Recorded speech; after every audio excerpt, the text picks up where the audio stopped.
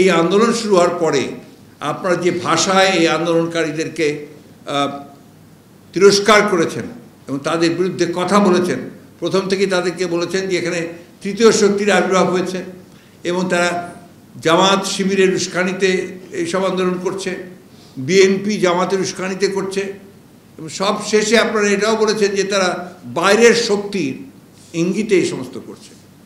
এবং তারপরে কি করেছেন, যখন ছাত্ররা বারবার বলেছে যে আপনারা কথা বলতে চাই, তখন আপনারা প্রথমে ছাত্রলীগকে ওদের বিরুদ্ধে লেলিয়ে দিয়েছেন, তারপরে পুলিশ নিয়ে আইনশৃঙ্খলা বাহিনী নিয়ে হলের মধ্যে ঢুকে তাণ্ডব সৃষ্টি করেছেন এবং সেখানেও আপনারা অনেককে হত্যা করেছেন।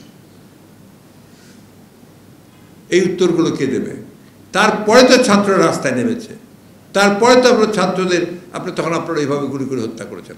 আর আমাদের কথা বলছেন, আমরা তো যে ছাত্ররা নিহত হওয়ার পরে, শহীদ হওয়ার পরে আমরা তাদের গায়েবী জানাজা প্রোগ্রাম একটা দিয়েছিলাম আমাদের বাইতুল মোকাররমে, এবং সেখানে আপনারা আমাদেরকে ঠিকমতো দাঁড়াতে দেননি, গায়েবানা জানাজা আমাদেরকে ঠিকমতো পড়তে দেননি। তারপরে আমরা একটা সমাবেশ ডেকেছিলাম প্রেস ক্লাবের সামনে, সেই সমাবেশে আপনারা আমাদেরকে করতে দেননি। আমরা গুলি করে, টিয়ার গ্যাস ছুড়ে, সাউন্ড গ্রেনেড মেরে, এমনকি হেলিকপ্টার দিয়ে 7টা হেলিকপ্টার দিয়েছিলেন সেদিন, দিয়ে আপনারা সেই সমাবেশকে আপনারা পণ্ড করেছেন। তারপরে তো আপনারা গণগ্রেফতার শুরু করেছেন, প্রতিদিন ব্লক রেড দিচ্ছেন, ব্লক রেড দিয়ে আপনারা সমস্ত আমাদের তৃণমূল পর্যায়ের নেতা কর্মীদেরকে আপনারা তুলে নিয়ে আসছেন এবং সেইখানে আপনার সাধারণ নিরীহ মানুষকে আপনারা তুলে নিয়ে আসছেন। এবং এখন পর্যন্ত আমি যেটা দেখলাম যে আপনার এটা ঢাকা শহরেই প্রায় 9000 ছাড়িয়ে গেছে। এই ব্লক রেডে অ্যারেস্টের পরিমাণ সরকারি হিসাবগুলো আপনাদের হিসাব মতে প্রায় 9000 ছাড়িয়ে গেছে। মানে আমার প্রশ্ন হচ্ছে যে এই যে আপনারা ব্লক রেড দিয়ে আপনারা ধরছেন, গ্রেপ্তার করছেন এবং সাধারণ মানুষকে গ্রেপ্তার করছেন, এটার উদ্দেশ্যটা কি?